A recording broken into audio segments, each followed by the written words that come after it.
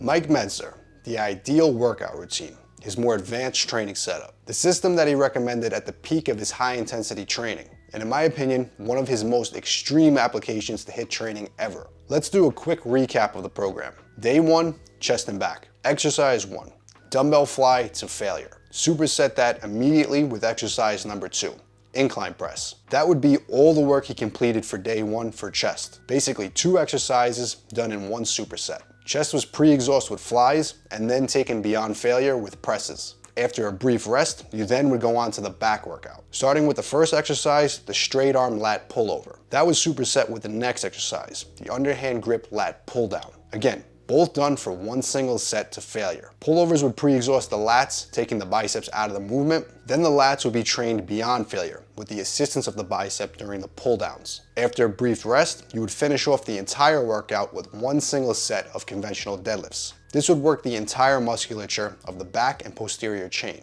Again, all exercises, one set to absolute muscular failure. You would then rest 4 to 7 days and come back for the next workout, which was legs and abs. You would start that workout off with one single set of leg extensions for 12 to 20 repetitions to failure.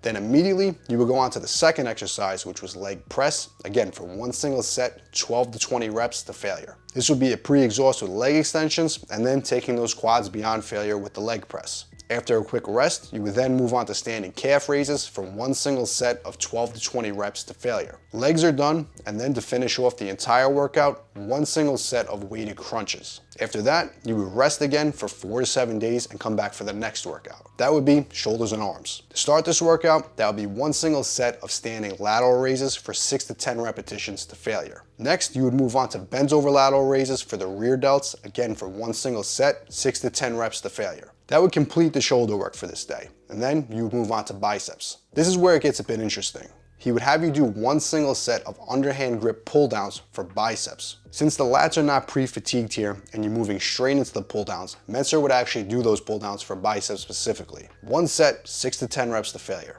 After that, he was on to tricep press downs, one single set to failure, and then superset immediately with dips to failure. Press downs to pre-exhaust the triceps, taken beyond failure with a compound movement like dips. That would complete the shoulder and arm workout for the day. You would then rest again 4 to 7 days and then come in for the last workout of the cycle, which would again be legs and abs. Basically, the same workout you performed on workout 2, you will perform again on workout 4. This split is essentially an upper-lower body split. But the upper body is broken down into one workout that's chest and back and the other workout that's shoulders and arms. Now, my overall thoughts on this program are very different than what I think about Mentzer's early training recommendations, things like his consolidation routine. Mike's earlier teachings fall in line with the early HIIT training advocates, guys like Arthur Jones. In my personal opinion, those applications to HIIT training have a lot more practical application now. The goal of this program was to perform the least amount of sets possible to still stimulate muscle growth. These are all very reminiscent of Mike's earlier programs, where the focus was one single set to failure. But here, he took things a step further. He added in pre-exhausting of a muscle group and training a muscle beyond failure. Almost all body parts on this plan are trained with pre-exhaustion. You'll see flies done before presses, triceps extensions done before dips, leg extensions done before leg presses. The thought process was, if you can effectively take an isolation movement to the point of failure, you can not only reach failure once, but reach it twice by taking that same muscle beyond failure with a compound lift right after. After the pecs fail from flies, you can continue training them again to failure once again with presses. Now, I personally feel that training harder, getting stronger, and progressive overload are the keys to any training program. Personally, with this system, and pre-exhausting in general, my biggest issue comes from the fact that the focus of this plan is not necessarily adding weight to the bar or performing more reps, but rather consistently seeking out failure in each one of your sets. With this style of training, every set the goal is to reach failure. Now personally, when I train, I'm never actually thinking about reaching failure. I'm consistently focusing on progressing. If I did 11 reps with a weight last time, this session, I'm focusing on getting 12. Now, if I reach failure to get that 12th rep, fine, but it's not the goal of training. And I think that if you're training hard enough over time, failure is going to be something that you can experience frequently, but if you can still progress on low volume, moderate volume, or high volume, failure is not actually what's causing you to grow. The progression is. I say this all the time.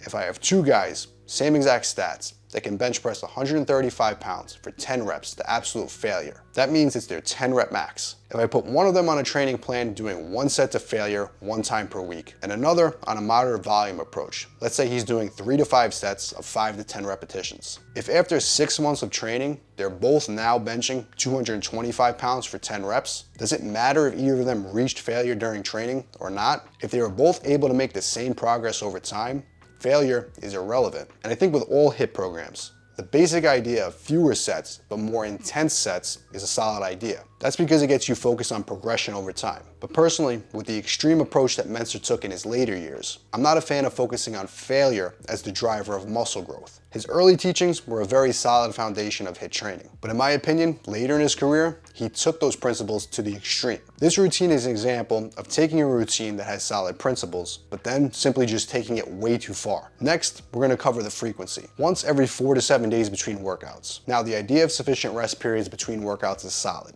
After a taxing workout, not only are the muscles fatigued, but so is the nervous system. If you hit legs hard on Monday, even though the upper body is fresh on Tuesday, that doesn't mean that your nervous system is recovered. Now, in this case, I agree with the idea that you should make sure that your body is fully recovered from training. However, there are very few people capable of creating so much muscle damage and so much inroad into your recovery from just 4 individual sets, to then require 7 days of rest before you can do it again. I think the idea of spacing these workouts out is great, but again, the application is a bit too extreme for most people in my opinion. What happens is, not only is the body resting during this period, but the muscle groups that you're training are now being trained so infrequently that if you take 7 days between each session, some upper body muscles are not being trained up until once every 28 days. Again, most people, it doesn't matter how hard you're training, do not create enough damage to require that much rest. But overall, there are some things I like about the program, but there are many things that you could tweak to make it more efficient. I'm personally not a fan of pre-exhaustion.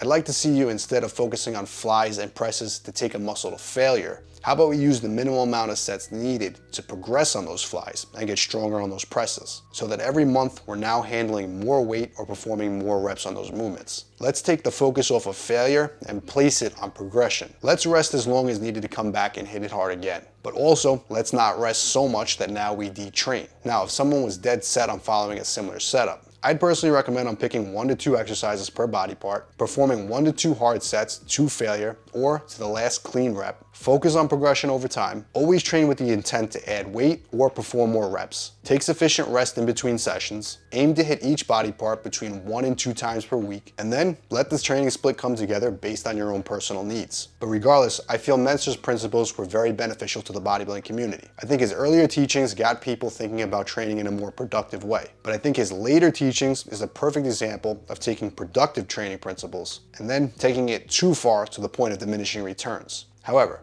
if you take the principles, adjust the frequency and the intensity a bit and even the volume, you no longer have Mike's original program, but you could have a system of training that's built on his principles that's more suited for your goals. If you've ever run this program before, let me know your feedback below. And if you're looking to run it, give it a shot and let me know in the future. And if you're currently running it and not seeing the results you want, try implementing some of the changes I recommended in this video and let me know how that works. And if you want the exact programs that I personally recommend to build muscle using proven old school bodybuilding methods, all my old school mass gain programs are down below.